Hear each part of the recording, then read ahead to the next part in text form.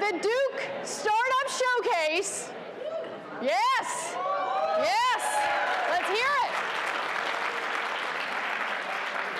This is our celebration of the entrepreneurial activity that is happening all across campus.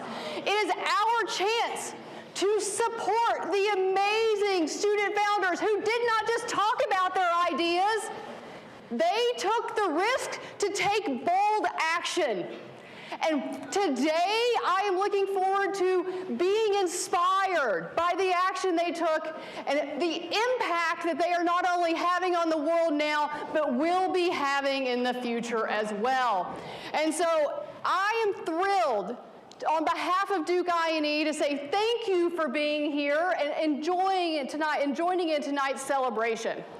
Duke I&E, we serve the entire Duke community, from undergraduates to PhDs with courses and programs that support you in bringing your bold idea to life. And I am grateful to be here tonight at the Fuqua School of Business and to be joined by our new dean, Dean Mary Frances Luce. So Dean, thank you for being here tonight to support. We're thrilled to see you. And thank you to our generous sponsors without whom tonight would not be possible. And so thank you to VIP Play, to Ron and Carrie Ludwig, to Michael Best and NC Ideas for supporting tonight's event. We can't do this without the generous support of our sponsors. What I find to be incredibly exciting this year is we had 88 applications. 88 from all across campus, and this is such a testament to the entrepreneurial activity that is happening at every corner of Duke. Look at the number of programs that are represented across the graduate and undergraduate populations, and it has been a long journey for the 7 finalists that you are going to hear from tonight. We started with 88 teams. And the Duke I&E Advisory Board reviewed many applications, all of the applications, some of them going above and beyond, reviewing as many as 11 applications to provide valuable feedback to the founders in this pipeline. Duke I&E Advisory Board members, please stand up, wave to the crowd. Y'all know what's Thank you. They took those 88 teams and narrowed it to 50 teams. From there was an in-person live judging session with startup operators and venture capitalists from around the U.S. engaging in live feedback sessions with our founders. They helped us pick the 36 teams that you saw at the tables, as well as the 10 finalists, 5 undergraduates and 5 graduate finalists. So that was our second round of judges that came to campus from, again, all across the U.S., an incredible lineup of individuals. And those 10 finalists had a chance to interact with our third and final judging panel. We've been at this for a long time, y'all. It's exciting to finally be here. And this panel of judges helped us select our finalists. And so, but the good news is, tonight you also get to be a judge.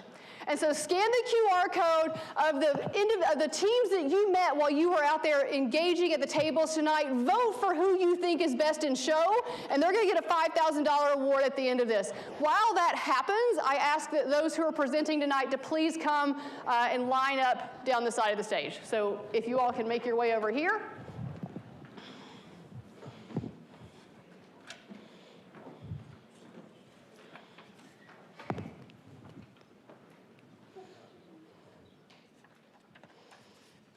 Okay, all good with the QR code? We're old pros at this now? Okay. Grab a seat. If you're not sitting, please come in. We're getting ready to get started. It's going to be a fun evening. And now, without further ado, the real stars of our show, the 7 finalists, Helion, Genie, Moment, Serve Technologies, Toilet Imagery, Vox Intel AI, and We Got You. These are amazing founders that I can't wait for you to be inspired by their businesses. With that, I welcome John Buxton of Helion.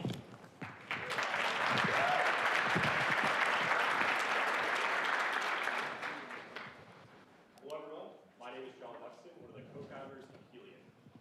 And we're using AI to automate regulatory compliance for medical devices. We're an all-Duke team, and we participated in last year's Melissa and Doug Entrepreneurs Accelerator here at Duke. I'm a senior studying economics, and I lead growth at Helion. Bill Suenina is our second co-founder, and he's also a senior studying biomedical engineering, and he leads compliance. And our third co-founder, Artie Lauber, graduated from Duke last year with a degree in electrical engineering and computer science, and he leads technicals. And the entire Helion team will be full-time after graduation next month. Let me tell you a bit about the problem that Helion is solving. Imagine you've built a life-saving medical device, and now you're ready to get FDA approval and bring it to patients in need. Then an advisor asks you, is your QMS good to go? And you realize you don't even know what that is. You quickly realize that every medical device company is required by regulators like the FDA to use a piece of software called a quality management system, or QMS.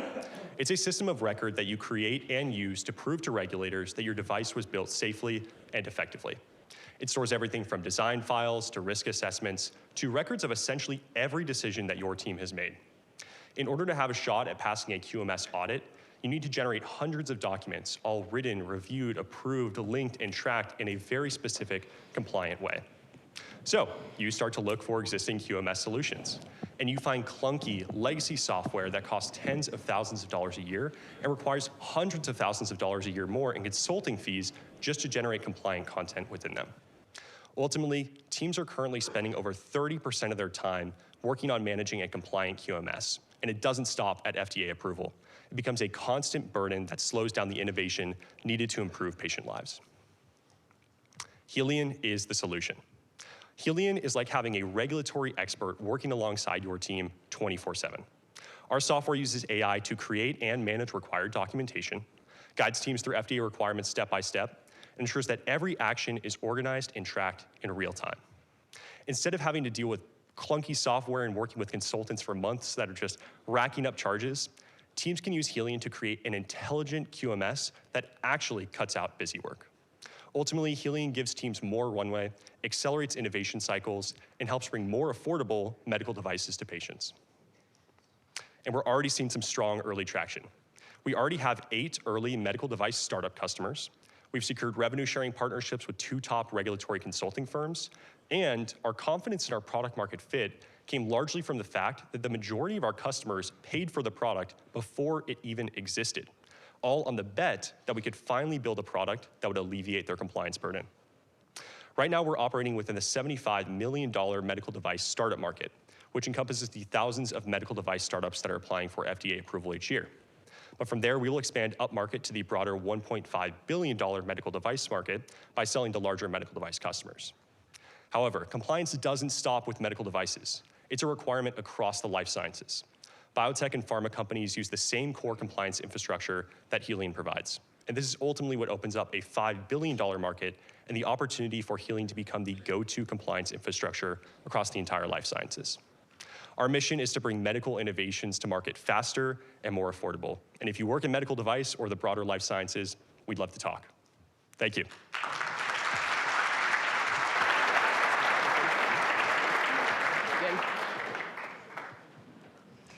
Next up, we have the newly minted Dr., because he defended his PhD last week, Dr. Ben Newbert with telemetry. Congrats, Ben. Thank you. Take that one. Take that one.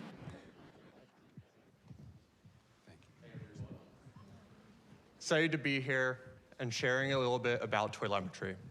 I'm co-founder of Telemetry, and I'm excited to share how better patient care starts in the bathroom. Now, when I came to Duke, I learned about arguably one of the dirtiest jobs in hospitals, and that's urine output tracking. It's exactly what it sounds like. Nurses are tasked with using these plastic collection containers to track how much urine patients are putting out every single day in the hospital. It's one of the most important measurements in the hospital that's still tracked by hand. About half of hospitalized patients require this, and it's done for everything from tracking hydration to dosing of drugs. Yet this is how they track it, using plastic collection containers. This is what the workflow looks like today. A doctor will order urine output. A nurse will then have to go actually visually assess how much urine is in the bathroom, often with error. They will then go chart that data, which is frequently missed, and only then can doctors actually adjust clinical care. This adds up to a very real cost for hospitals. Everything from the labor of the nurses that have to do this every single day, to the complications that come when they don't trust the data. We often hear that doctors don't trust this, so they put in place urinary catheters This can cause UTIs and ultimately cost hospitals every single time. This is a fundamentally broken process that needs a solution. So what's the solution? At Toiletmetry, we've developed a smart toilet that automatically tracks urine output in the hospital.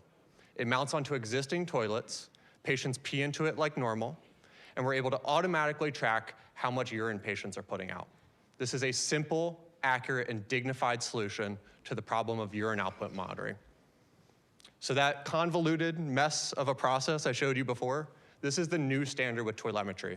Doctors order urine output, and they get data in minutes, not hours, improving how we care for our patients, saving nurses time, and ultimately saving hospitals money. Now, this is a massive market opportunity. Just looking across acute care, we plan on first deploying in cardiology units. This is where the clinical need is greatest for urine output data. They need this today. From there, we'll expand to adjacent units. Like I said, 50% of all hospitalized patients require this.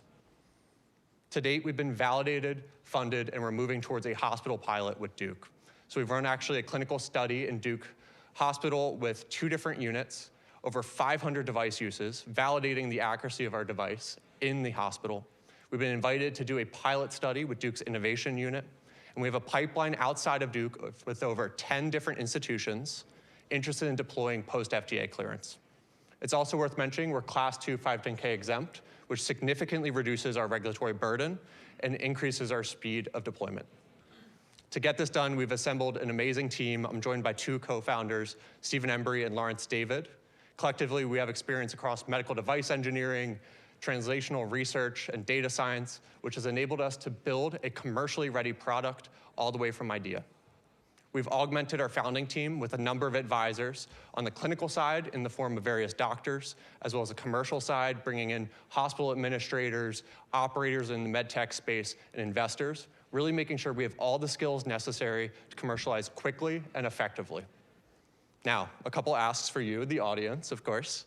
If you know any clinicians that are interested in deploying a device like this, we would always love to chat. We're always interested in looking at more pilot sites. And also, we're raising a seed round right now to get us through commercialization, FDA clearance, so that we can get this out to hospitals as soon as possible. So if you know any investors interested in being a part of the next standard of care, would love to chat. My email's listed here. I'll just leave you with this quote from Mrafudim, who's a renowned heart failure specialist from here at Duke, who says, "We should install this on every toilet.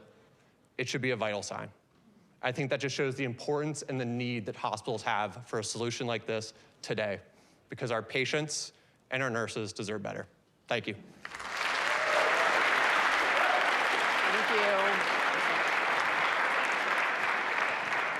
And next, we have Vox Intel AI from YB Carr. YB, come on up.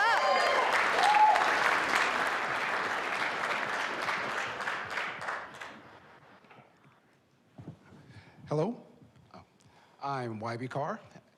This is Vox Intel.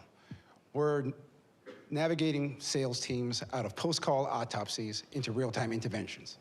I spent the last 15 years in B2B sales and have sold more than $25 million in software sales. And even I've lost deals. Why? Not because I didn't know the questions to ask, because I forgot in real time when the stakes are high and the pressure's on. Vox Intel fixes that. One deal that comes to mind was a $180K deal at Twilio. We lost that because no one asked who owned security. By the time we found out, the deal was already dead. It's not just me. 63% of sellers miss quota. The average coaching delay happens 3 days after because everybody is reading a transcript. That's basically a postmortem. You're analyzing the cause of death 3 days later and hoping it doesn't happen again. Vox Intel joins live Teams, Zoom, and Google Meets calls and coaches reps while they're still talking to the prospect. We offer real-time prompts, what to ask, what gaps to close, before the moment passes. Reps followed a structured methodology to make sure that they are qualifying their deals live in call, and managers get clean pipeline data. Simple pricing, $55 per seat. We've got an agency arm and an AI SDR, which is designed to build our pipeline. The economics are clean, $1,400 CAC, 28K LTV, and a 2-month payback. The market is huge. We're going to concentrate on the 40,000 mid-market teams, and that's a $400 million beachhead. Gong, that's the big player in our marketplace. You've probably seen them. Their entry price is $29,000. Ours, $825. That's a 35x cost advantage to our customers. Gong already proved that the market is worth billions. They just left our customers behind. The lane is open, and we're taking it. Jane Harak, she's a senior sales director at Cineverse. It's a telecommunications team. She came back to us. We didn't reach out. After one demo, she came back with her VP Engaged, her AI team, her security team, and she asked for direct pricing for 15 seats. That's not just a demo. That's inbound pull from one call. And she's our customer, exactly the customer that we built this for. Gong and Chorus are architecturally tied to post-call review. Pivoting to real-time would require a fundamental change of their product. And guess what? They're not interested in the mid-market anyway.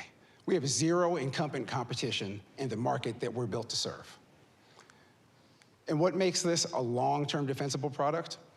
Well, I spent 15 years doing this, and I've built a proprietary methodology. It's a layer between the demo and the sales contract. What happens is we are scoring these calls against that framework and then providing CROs and revenue leaders the data that they need to look at deal pipeline and health.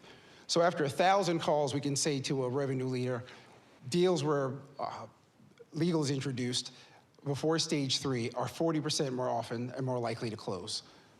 There's very few, if any, teams that are offering that sort of information to the mid-market today. I'm YB Carr. I spent 15 years in the rooms where deals die. I'm joined by Shu. He's my founding engineer who's building the product. We're backed by the Founders Institute San Diego and the wonderful people here at Duke I&E. Every rep, your best rep from day one, while the deal is still alive. That's Vox Intel. We're navigating sales teams out of the morgue and into the cockpit. Thank you.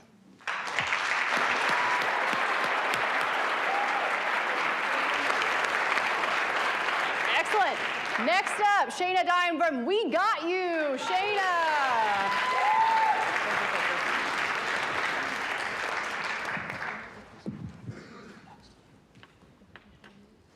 Meet Emma. Emma's a smart kid, like skipping grades in elementary school smart. The type of kid that everyone's saying she's gonna do something big until she becomes a teenager. Now she's freaking out because she missed a call from her friend. And let's just say her parents entering her room just sends chills down her spine. You know what I'm talking about, a typical teenager. But then, for Emma, these shifts kept building. And before anyone realized what was happening, she was no longer the girl that they knew. And then, she becomes a single mom before even getting a chance to start a career. And this left everyone asking, how did this happen? These things aren't supposed to happen to girls like Emma. But Emma's story isn't rare. Nearly 40% of teens in the United States report persistent sadness. This is a crisis, and it is getting a lot of attention, but it's only part of the picture. When teens struggle emotionally, it affects their decisions, their risks, and their relationship. So this is exactly why we're seeing it show up in both mental and reproductive health outcomes. So when we're talking about the challenges our youth are facing today, it's not just a mental health crisis, it's a health crisis. So to make teens more complicated than they already are, adolescence is one of the most dynamic periods of change that we will go through in our entire lives, second only to infancy. So during this time period, timing is everything. The stakes are high, the risks are the highest, and catching something early can completely change a teen's life trajectory. So right now, we're facing two critical gaps. First, we're not catching the early warning signs. And second, when a problem is identified, it just takes too long to get help. So despite investing heavily into this problem, outcomes aren't improving, and it makes total sense. And it's because most of our care is episodic, not continuous. And episodic care can't keep up with rapid change. This is where We Got You comes in. We Got You is an additional layer of prevention built specifically to keep up with how quickly teens are changing. We're moving from episodic care to continuous relationship-based monitoring. And instead of separating mental and reproductive health, we integrate them both because they're evolving at the same time. This is how it works. Families enroll and they're matched with a provider. They then have an onboarding visit. This is where we get to know the family, the teen, so care is personalized from the beginning. Then we start our ongoing low-pressure check-ins. These aren't medical visits. They're just casual conversations that help us build trust naturally over time. They also help us establish a baseline. This way, we can notice those small changes. And when we do, we trigger a medical visit. This is where we provide targeted education and clinical care. So support isn't something you search for in a moment of stress. It's already in place. My co-founder, Samantha, and I have been referring patients to each other for over 15 years, and our patients have been begging us to team up. We help people navigate some of the most sensitive moments of their lives, and we've realized it wasn't just about having both of us. It was about how we showed up.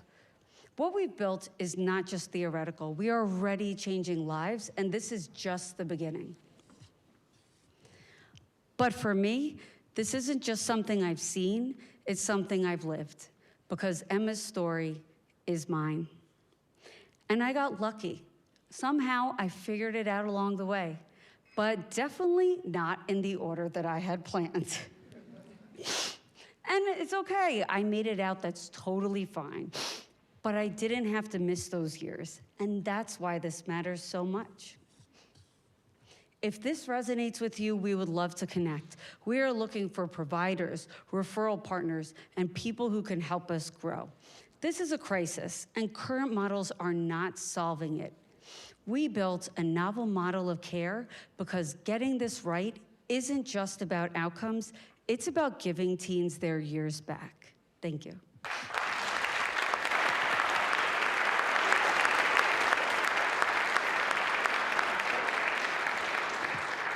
Awesome. Next up, we have Jasper Svensson and the Serve Technology Group. Jasper.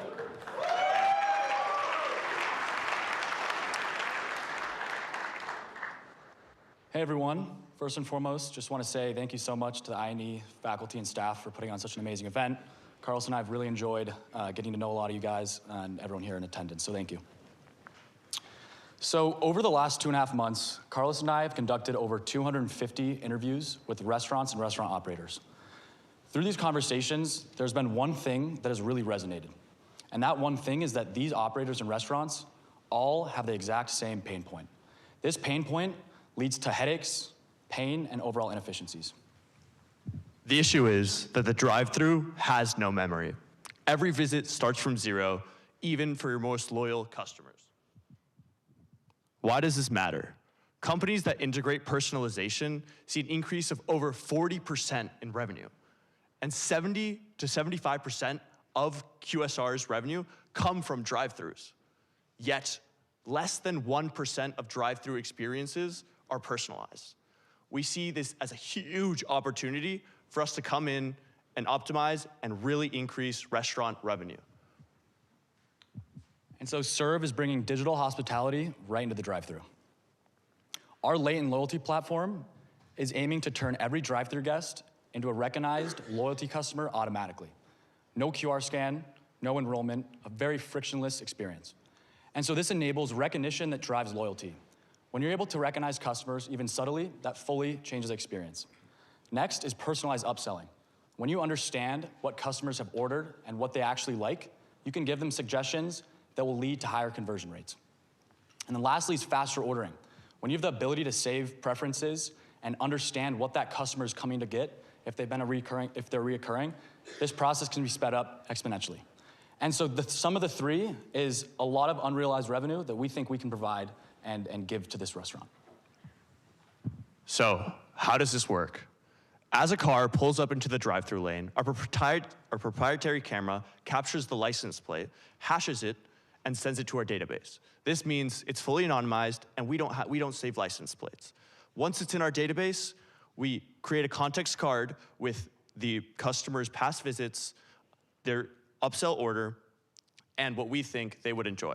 We send that to the order taker, who then provides a seamless and enjoyable personalized experience for the customer. And so, how have restaurants been responding to this?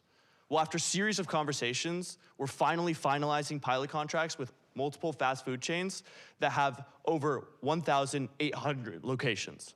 The product has been built out and we're actively testing.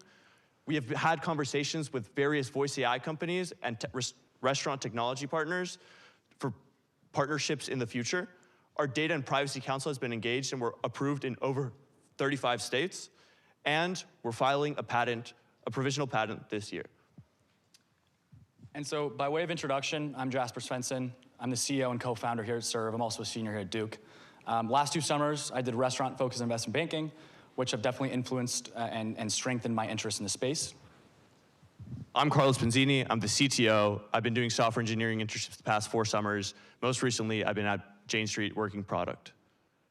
And over the course of the last couple months, we've been lucky enough to put together an amazing team of advisors. Through the last 2 months, they've been instrumental just in terms of guidance and very great advice. Alongside that, we have a team of a couple other Duke undergrads and graduate students, 3 go-to-market, 2 software engineers, 1 hardware engineer, and we're currently in the process of bringing on another full-time or part-time hardware engineer. And thank you, guys. Thank you.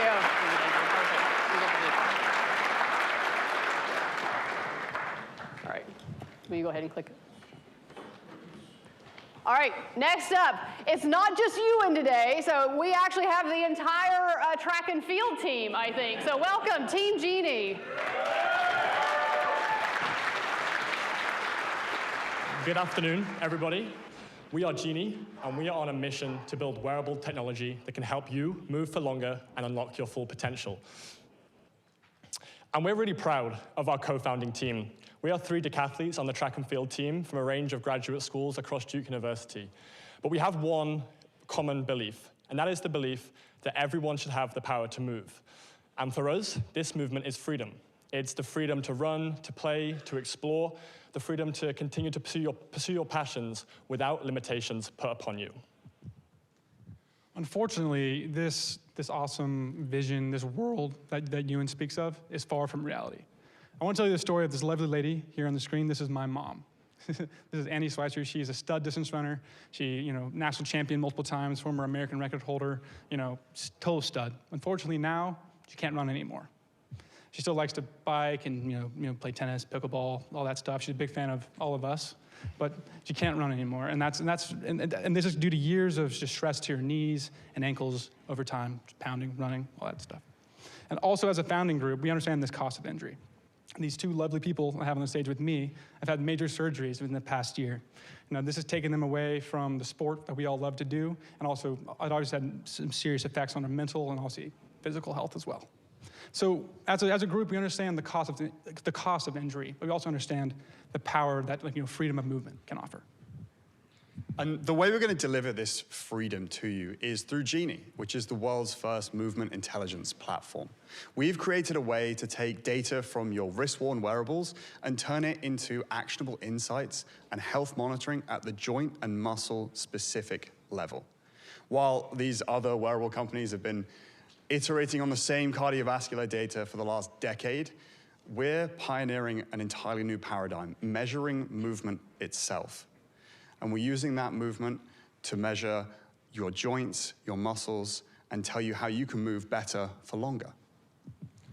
And so how do we actually reach users? We really have 2 main strategies for that at the moment. The first way is through our Apple Watch and Garmin integrations, which we're currently live on the Apple App Store as well as the Garmin App Store right now. So feel free and go and download that if you guys would like. And the second way is a more ambitious strategy that we're fleshing out, is developing our own in-house physical wearable prototypes. And so that's exactly what we did. We developed 30 prototypes in-house and gave them to the Duke track and field team to test, and we collected a bunch of data off them, and then we used that data to train our first foundation model called Thorpe, named after Jim Thorpe, famous United States decathlete. Since then, we've been, we released Genie on Apple Watch, released Genie on Garmin, and really also lucky to have some, really elite athletes coming along with us as we improve. And this includes Simon and Sondre Guttormsen, who are both Olympic pole vaulters for Norway, Ethan Strand, who's an INSEE record holder at that school down the road, and then we have Abby Pollitt as well, who just got finished representing Team Great Britain at the World Championships in Poland. So we're super proud of the progress we've made over the past 12 months to really take this technology from an idea of us as athletes to really a reality for users. We're excited to go full-time on Genie when we all graduate this spring, which we're excited for, and we're excited to expand our user base by both our Apple Watch integrations and our Garmin integrations, especially with the help of some lab validation in 6 months' time and some more partnerships with NCAA schools like Duke University. And 12 months' time, we're super excited to be launching our go-to-market Genie hardware, which will unlock 24/7 musculoskeletal insights through the cutting-edge power of zero-charge wearable technology. So with the future in mind, we really believe that the next frontier of health is actually not living longer. It's staying active longer. And with Genie, you can stay active, free from the fear of injury, and continue to live without limits. So I want to say a huge thank you to everyone who supported us in the past 12 months, both on and off the track. We are currently raising a pre-seed, so super excited to connect with lots of you this evening. And I want to leave you with one thing, and that is, please keep moving. Thank you.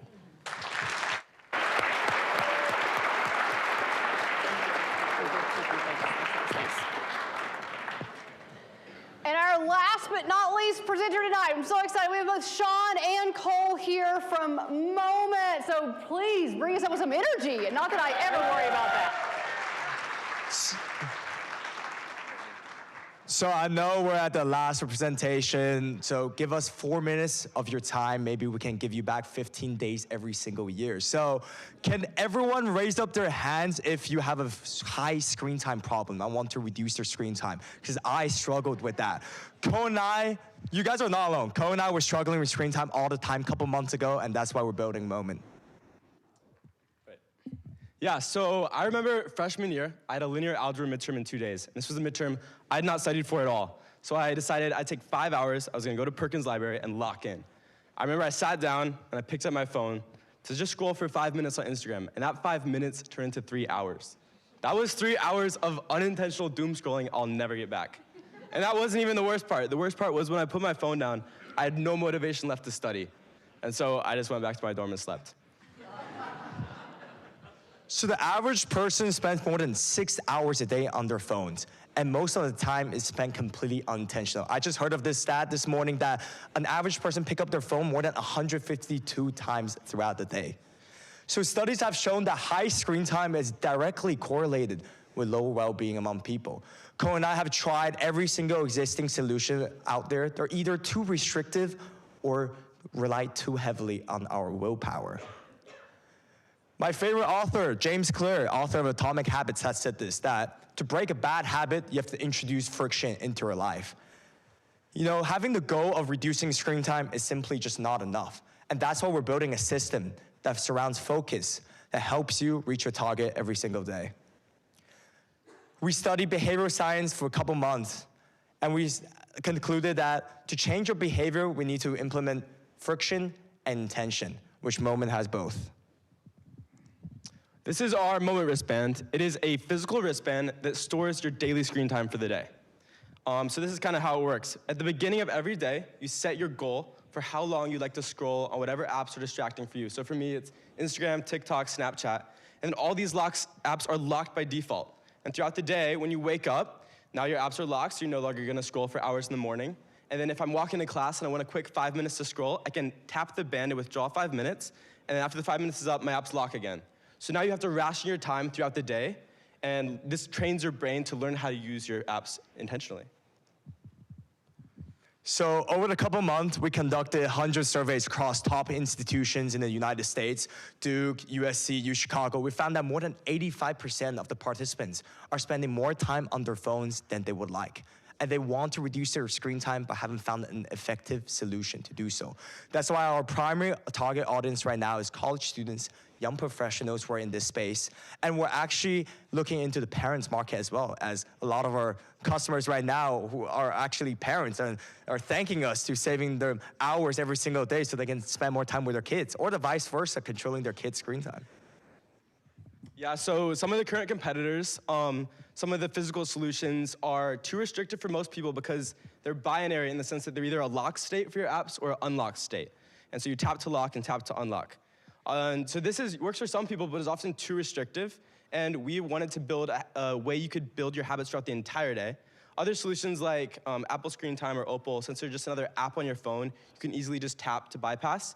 So we wanted to create a physical solution that allows you to set your goal every single day to train your brain on how to use that apps better. And also the action of having to tap your wristband was enough friction to allow you to break that habit. So we launched this product at the end of February, and so far, just a bit over a month, received tons of positive feedback, which just motivates us to keep on building, keep on meeting experts like Dr. Arthur Brooks, who's like the professor of happiness, to help people live a better life. So we started this idea in September, and in October, we finished our MVP, pushed our app onto test flight, and I flew to China to set up manufacturing over the winter break, and we actually received our first batch of products in February. And since then, we're proud to announce we have a couple hundred active users so far to date, more than $1,000 in sales. Thanks to Duke, we have $1,000 in INE grant as well. And we have 6 digits in views on social media platforms as well. Today, we're working on more new designs for the future. For example, more jewelry pieces for the females customers, leather pieces for the male customers, and etc. And we're hoping to push these designs as soon as possible in the early summertime. So please join us. Join the community to scroll with more intention, because we love scrolling too. But hey, we stop you from scrolling from 5 minutes to 1 hour. So yeah, our website's linked here. You can follow the journey, yeah, and smile like Itai, yeah. Thank you guys.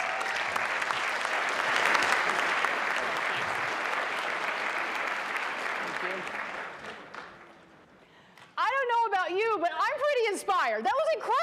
Let's give another round of applause to our founders. All right, we're going to start the thing that you've all been waiting for, which is the prizes. Who won?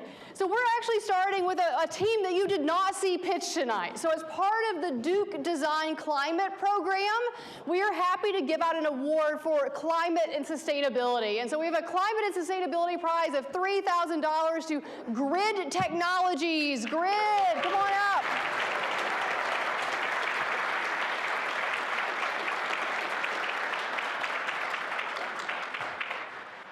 All right, let's do that. Pictures with a unicorn.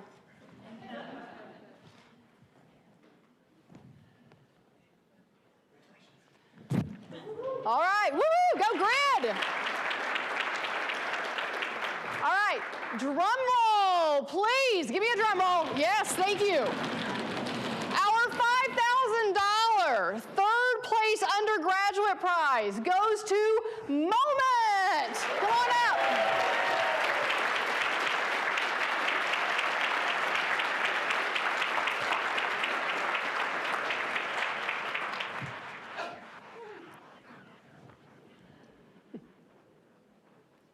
Great. Thanks. Good job. Okay. Next up, our third place graduate student prize for our professional and our graduate students goes to Vox Intel AI. Come on up, YB. Congratulations. Okay. Congrats. Thank you.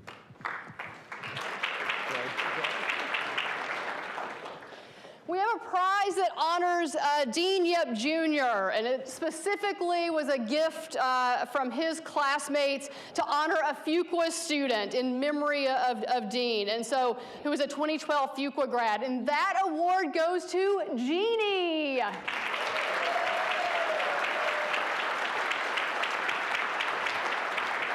Congratulations. Yes, yes.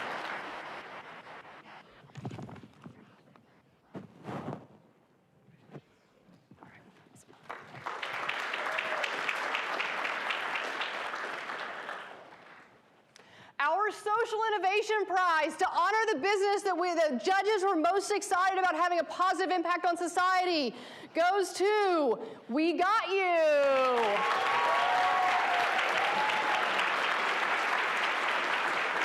Congratulations. Thank you. Congrats. Congrats.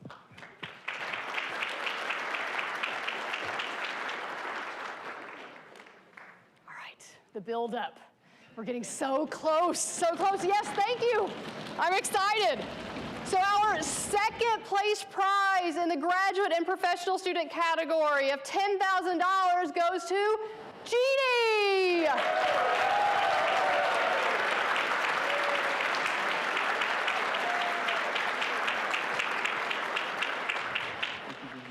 Congratulations. These guys make me feel short. Yeah.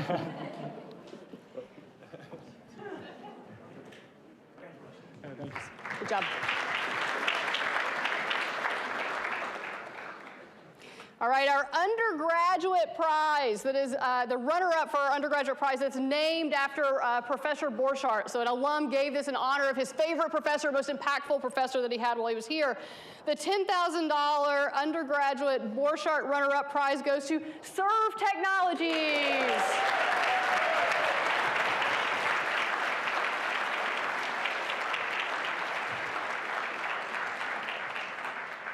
Congrats.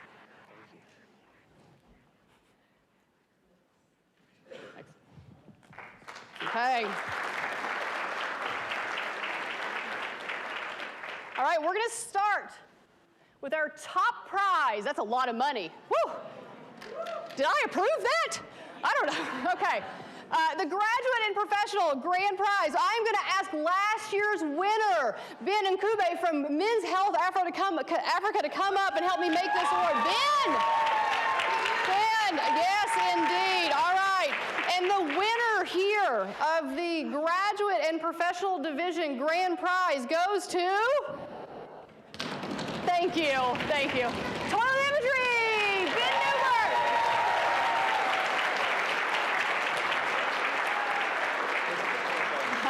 Congrats, Ben. So step into the light, step into the light.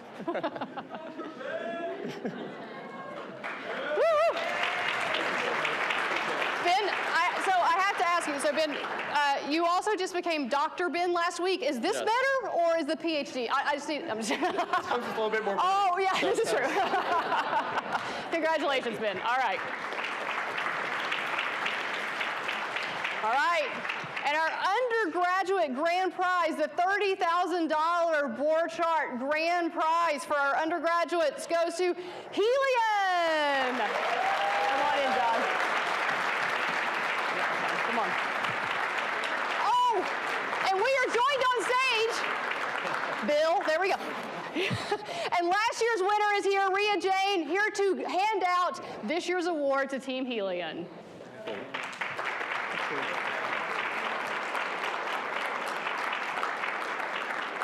Congratulations. Thank you, Rhea. All right, now you all had a chance to pick your favorite, and that award goes to Grid Intelligence. Grid, come on up here again. Nice job.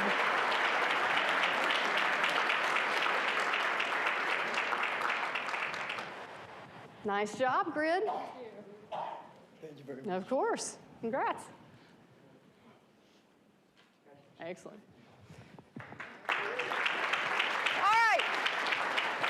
And thanks to all of you for being here. It takes a village to pull off events like this. So I want to thank our judges, particularly our advisory board. I want to thank our sponsors, and I want to have a big shout out to the Duke I&E team. So please, if you're part of the Duke I&E team, stand up, wave.